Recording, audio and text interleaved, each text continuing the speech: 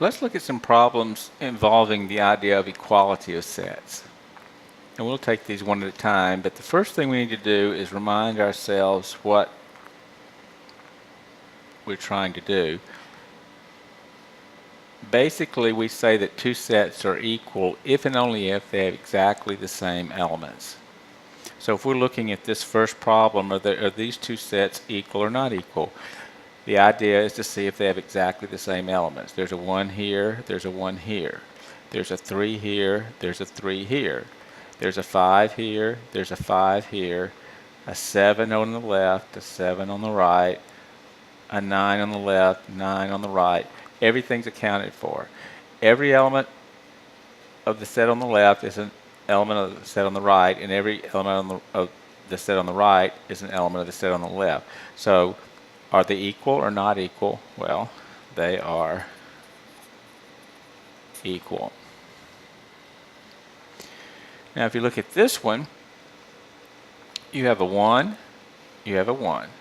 There's a 3 set on the left, a 3 set on the left, a 5 on the left, a 5 on the right. But this 7 doesn't have a match over here. So without going any further, you can say that those two sets are definitely not equal. They have to have exactly the same elements. Third example. The first set is the set of all x such that x is a counting number between 1 and 5 inclusive. Well, you've got to interpret that. Counting number are the numbers you count with, starting 1, 2, 3, 4, 5. The inclusive means you include 1 and 5. So this set, the set of all counting numbers between 1 and 5 inclusive, is the set 1, 2, 3, 4, 5. So once you've interpreted it, you can see that this set is equal to this set because there's a 1 in both, there's a 2 in both, there's a 3 in both, there's a 4 in both, and there's a 5 in both, and there's nothing that's not in both. So these two sets, in fact, are equal. Continuing, the next example says the set of all x such that x is a counting number that's a multiple of 3. Well, the multiples of 3 are 3, 6, 9, 12, and it goes on and on and on. All multiples of 3.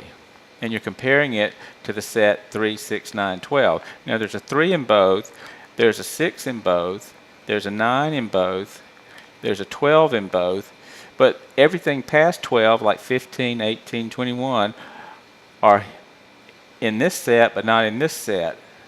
So they're not equal.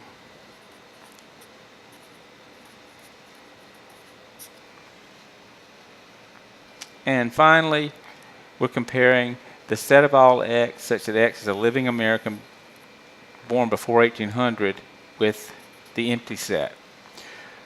Well, I think you can imagine that there aren't any living Americans born before 1800 because they'd be over 200 years old. So that would be the empty set. And so we're comparing the empty set to the empty set. So obviously, those two sets would be equal. So the idea of equality, the two sets are equal if and only if they have exactly the same elements.